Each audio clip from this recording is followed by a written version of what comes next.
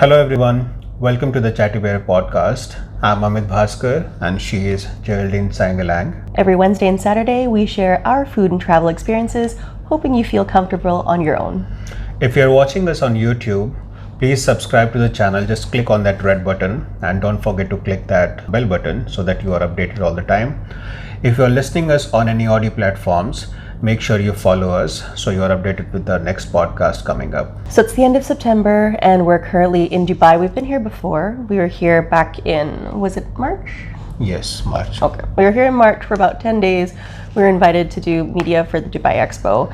And one of the places that we went to was a place that we're going to discuss today. It's called The View at the Palm. And The View at the Palm is located at the Palm Jumeirah. And if you're familiar with Dubai, essentially it's that magical space of islands where it looks like a palm tree. Do you want to describe that a little bit? Yeah. So the funny thing about this whole structure is it was meant to be in the shape of a sun. So initially they thought of making it in the form of sun, but the sheikh of this UAE, he wanted the coastline to be bigger than what it was with that structure. So they converted that sun into a palm shape. So now it's called Palm Jumeirah. If you are not high enough, you can't see the whole structure with your eyes. So that is where this view at the palm comes into play. There are multiple levels of tickets that you can get. So the base price is for the 52nd floor. And I think the view is quite okay there. But the best view you get is on 54th floor. So yeah, we went to the 54th floor and it was incredible. What do you think? The first time we went, I don't believe it was our intention to go up to that top floor. Yeah. And to be completely honest, it's an amazing view. You should go. But something we didn't know of because we weren't planning to go, is essentially you go to that main platform, the 52, go and explore, and 54 is you go outside and you walk essentially to the roof of that building.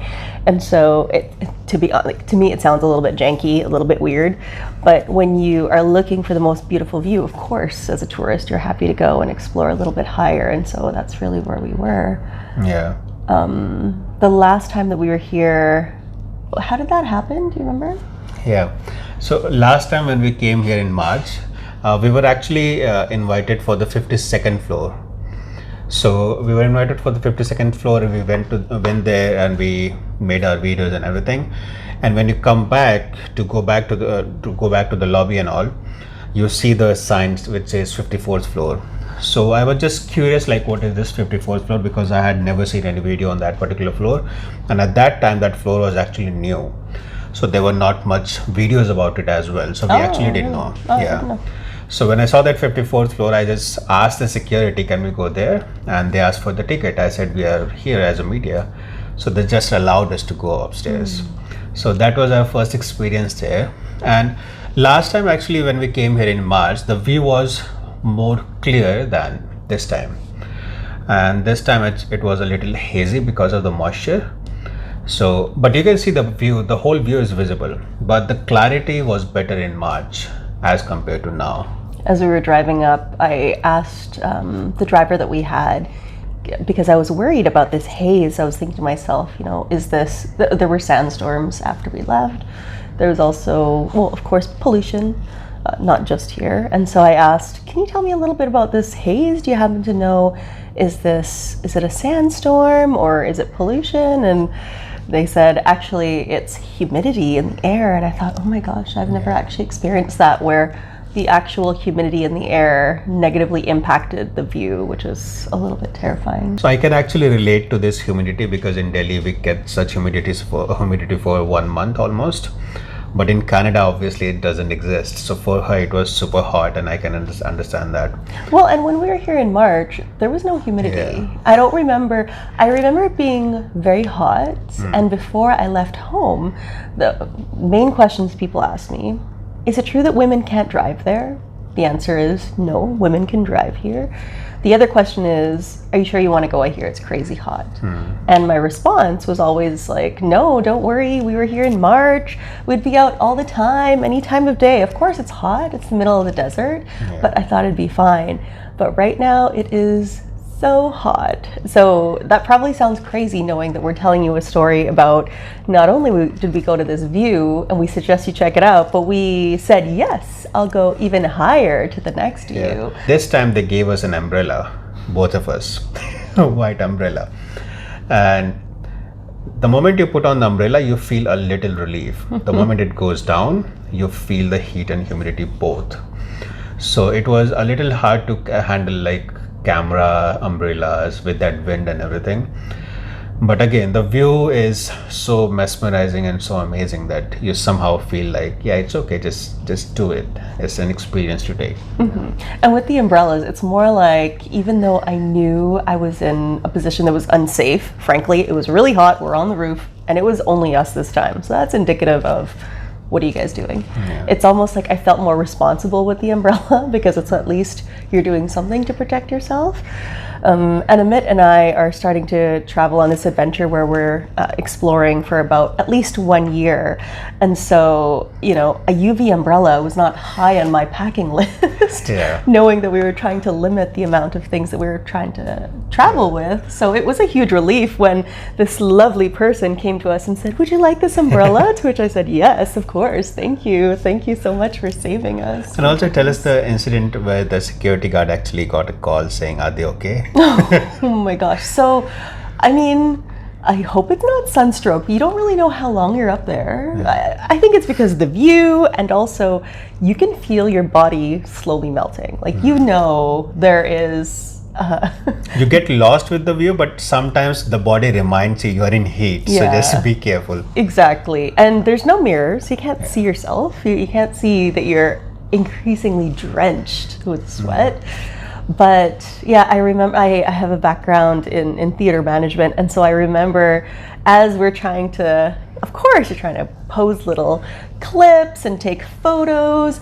I just remember seeing the security guard, who was very respectful, very kind, stayed on the side, just kind of away, and you could hear folks calling him on the radio saying, are they okay over there? And he would respond just very subtly, very professionally, yes, over, kind of like, stop asking, they're fine, like probably, I mean, it could be just us that I'm just embarrassed that it was like, obviously we must not have looked fine, because clearly the folks inside in the air-conditioned space were concerned for us. It's also very kind of them to send the security guard with us, because we were the only ones there and it was hot and they knew that people might faint or something. So that guard was there all the time with us with his umbrella on. And yeah, he was regularly getting called like whether we are okay or not. So that was, she actually noticed it and she told me, and I was like, what? It was happening. So that was one good experience. The other thing too, that if you come sometime other when it's, okay, well, I'll put it this way. When we were here in March, the security guard that we had, because essentially the security guard is just there to ensure that everybody's safe. It's an open air roof on the 54th floor. Clearly it's warm at any time, and there's stairs. That's really what I meant by janky. I don't mean that it's ugly or that it's anything like that. It's beautiful, but you are climbing outside stairs. You see like the rocks of the roof, and I believe like a helicopter landing pad. But when we were there in March, the security guard was so kind, probably because we were there for so long, but he would ask, like, do you want me to take photos? And he would, because we're quite shy, like, of course we're there to take social media photos, but we're not really posy people. We're really more of the journalist background, where we're looking for the facts. We want to share the facts so that when you go, you know, oh, this is what it's really like.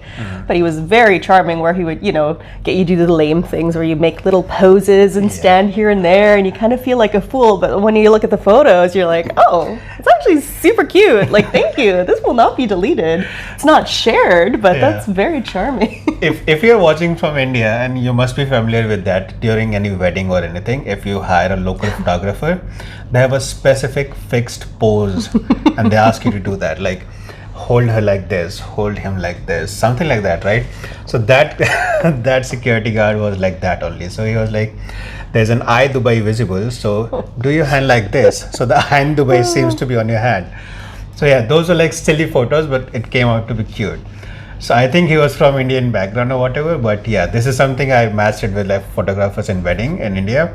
So if the wedding is happening in small city and you hire a local photographer, that's how you get the photos. Like do this so the light looks on your hand or something like that. So yeah, that was one thing we saw there in March actually. Yeah. Yeah, it was super charming. And like, what do you think of the role of a security guard or any service staff? Usually it's to kind of stand behind, but yeah, it was this very charming moment of like, thank you for stepping in. Yeah, it was beautiful. And this time we were actually invited for the VIP experience. So want to talk about the VIP lounge area? Sure. That was actually incredible. Well, first I'll mention, so we left the 54th floor, went downstairs. Oh, well, it was this moment of like, let's wrap it up. It's time to go. Like, you know, your body is reminding you, you don't belong here. So went downstairs, and for myself, I mean, I knew it was quite warm. I took a moment, and when the woman came to us, the woman who handed us the umbrellas saw us, I remember her just saying, oh, and she was kind of surprised. And I thought to myself, like, oh, is everything okay? Handed her the umbrellas. I went to the washroom, and oh my gosh, I was just drenched. I was like washing my face. I think it took me a good 20 minutes for my body to come to regular temperature again. Yeah. In higher temperature, her face actually changes. So when we came down, the lady at the gate actually gave us the wipe to wipe our face, right?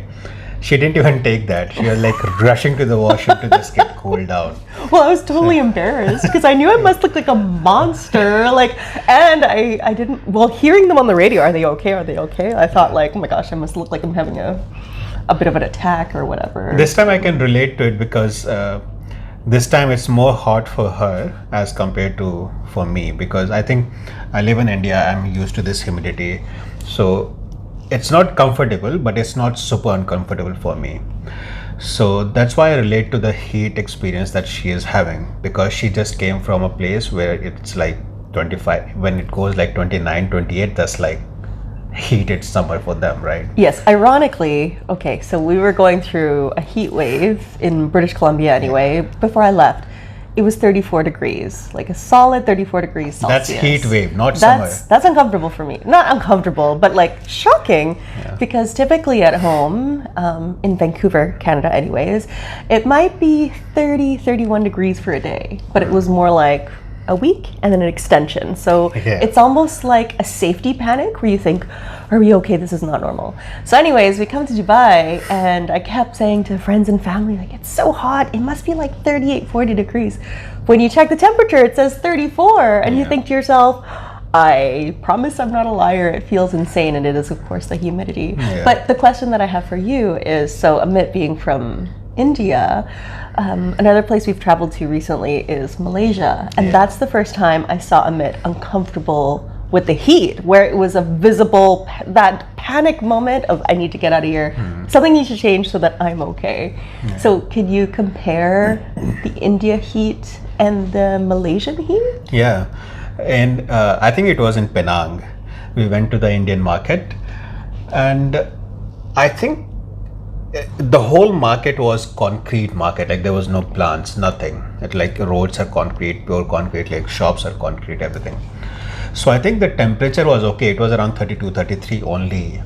I say only because that's only. Oh my God. In Delhi, it goes up to 49, 48. So there it was only 32 degrees. But the kind of heat I experienced there, humidity was there first of all, and then I think because of concrete sections, the lights were getting reflected, the sunlight, and it became like a microwave oven for me. Like people there were okay, they were shopping, they were fine, but for me it became like an oven. So I literally left the shopping and we just ran to our car because it was super hot for me at that point. Here, comparatively, I think even if it's afternoon, the light doesn't reflect that way or something because it's sand, so it gets absorbed, I guess, and it's surrounded by ocean, right? So that humidity adds up to it, so it doesn't become very sharp heat. It stays like humid. It stays like 34 degrees humid, you will sweat and all, but it won't burn you. in Penang, I felt like it was burning, so I ran away. I was so shocked because, and I She was explained okay this. there. I explained this to him at the time. I was like, when I went to India for the first time, which was a November trip in, let's say, 2019, that heat in Malaysia that we were experiencing at the time, that's what I expected of India. So I was so shocked that he was so uncomfortable, just because I thought, oh my gosh, like I wasn't like okay, but it was more that I was expecting that level of heat. I mean, I would have chosen a couple notches less, but anyways. I also think, like, I don't know, this should be mentioned here or not, but I have changed my clothing sense here. Like when we were in Delhi, she suggested me a particular dress in Uniqlo, and that particular dress is supposed to dry you out. Like it doesn't let you sweat. It's like a cooling, moisture wicking. Yeah. So it does make a difference. I didn't wear it in India because I didn't need it, but here I wore it like because I knew that it's going to be difficult for me. So when I put it on, I literally didn't sweat. And because I'm not sweating, I'm comfortable. Only my face is sweating, so I'm like, okay, I'll just wipe it off.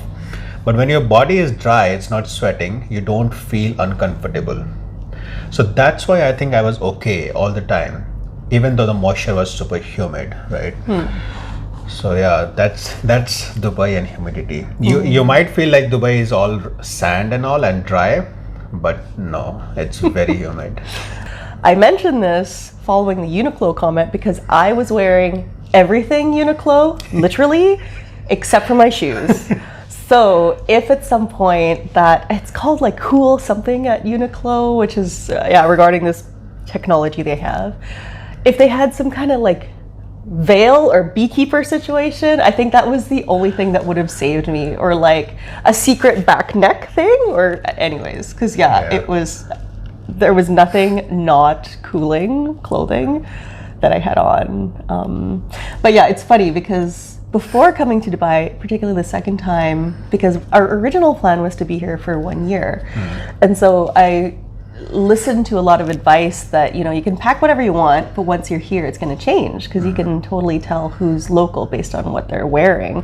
Essentially, you're wearing whatever clothing you were wearing at home, skinny jeans, leather boots for business folks, trying to bring it over to Dubai. And it's funny because, a lot of our clothes here now are either moisture wicking or certainly linens, cottons, things like that. Anything synthetic just does not belong in our world for reasons other than I refuse to explode from the heat.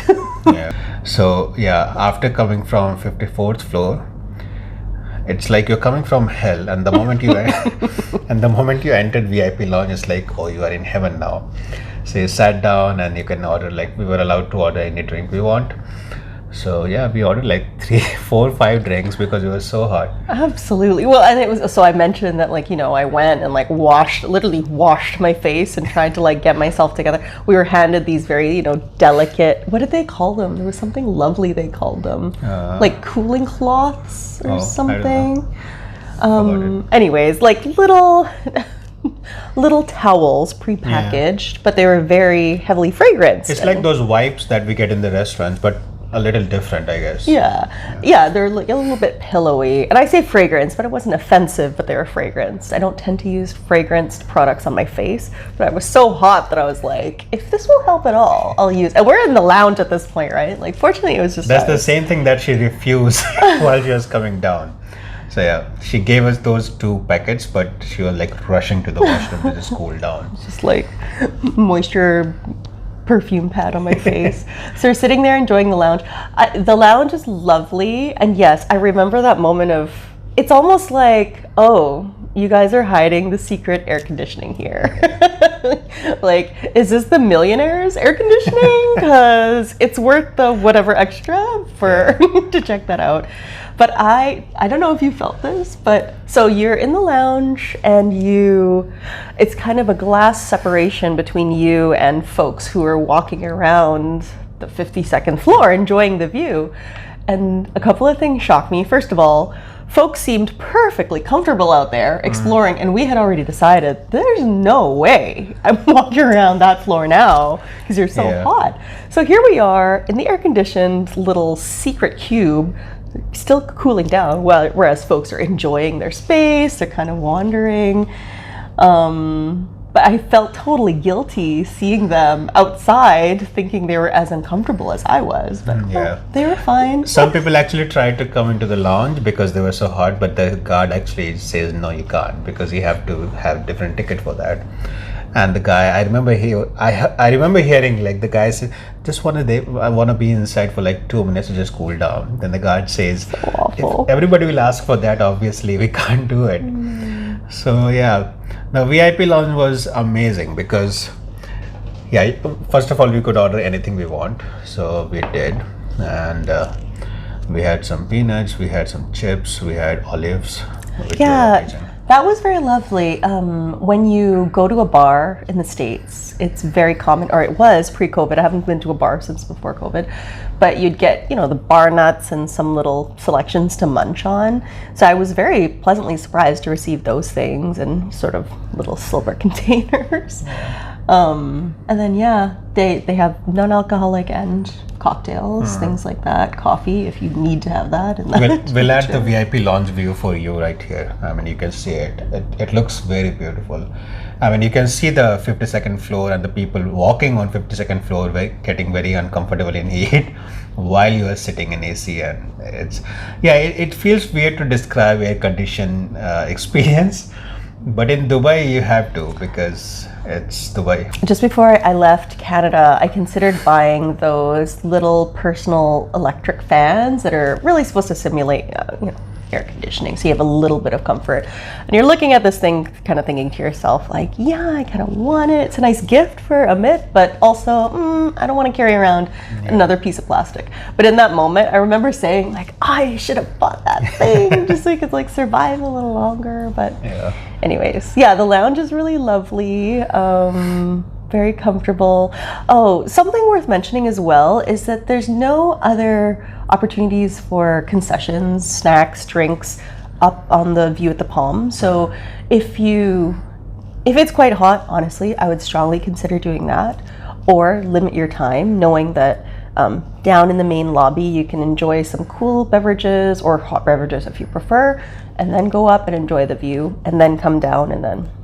So if you want to experience this place, there are 2 types of entries and there are 2 types of tickets you have to buy depending on what you want. First is general entry. That would cost you around 100 dirham. 100 dirham is around 37 Canadian dollars. And in that you just go up to 52nd floor, take photos, and you have to come back. Next is next level, which includes VIP lounge and the top floor, which is 54th floor. So that will cost you around 325 dirham, which comes down to around 120 Canadian dollars. And perhaps to kind of close off, what are 2 or 3 things that you enjoy about the view at the Palm? One thing I enjoyed was when you see the photo of Palm Jumeirah in wallpapers and on general internet, you can't comprehend how you can capture that whole mass structure in your phone or in your camera, right? But that platform on 54th floor tells you like this is how you do it. So even with your normal camera in wide view, you can actually capture the entire island. So that makes me happy about it, because if you go to that place, spend money, and you don't have that whole picture, what's the use of it? So otherwise you have to take like helicopter ride and everything to take that top shot. But 54th floor actually provides you with that view, and that's an amazing view. For me, the thing about the view of the Palm is that it really demonstrates to me the value and the strength of the vision of Dubai. So when you walk in from Nakheel Mall, first of all, Nakheel Mall is beautiful, and it's not I had never heard of this name before I'd come to Dubai. You walk in, it's beautiful, very high ceilings, very comfortable, great layout, and then you approach the view at the Palm space, and there's sort of an etched photo of the Sheikh and a quote that speaks, we'll show it here on the video, but it speaks something to imagination and having vision and kind of going for it, whatever it is. It's like not seeking permission, but go for what your view is. And so something we didn't describe is you come in, there's an experience, like a digital experience where you can see how they built the Palm Jumeirah, because it's totally artificial. That might not be the right word, but artificial islands where they created it, manufactured it, right? So to see the concept of this is the vision, this is what we built, and then here it is, that's something I love so much about Dubai. So to see it sort of in that sort of academic way of 1, 2, 3, and here you go, that's really what I love the most about the view at the Palm. And yes, of course, I love the view. It's incredibly captivating. It's one of those things where all of the images that you didn't even know were Dubai, you literally see them. It's kind of like standing in the middle of a game board where it's like, here we are, here's that plonk, and oh, I heard about that wheel, there it is. So it's really cool. It's almost like being on the greatest hop on, hop off tour ever, because not only are you watching it here and there unfold, you're literally just elevated above the entire city just watching, here it is, where do you want to go next? And to me, that really is the spirit of Dubai, is that this is where we were, this is where we are. There are a lot of things in between, but where are we going next? And so that's what I love the most about the view at the Palm. Also, when you are at that 54th floor, you actually see the human strength, like what it can achieve if you really decide to do something. Like, just close your eyes and imagine ocean, and then imagine a city on it, and they built it within, I guess, 10-12 years. Not just built it, they built home, they built hotels, they set up the whole community there within 10 years. If you are from India, or if you are from any developing countries, in our countries it takes 10 years to just get approvals almost. In India there are so many projects which are just lying down for 15-20 years, nothing happens.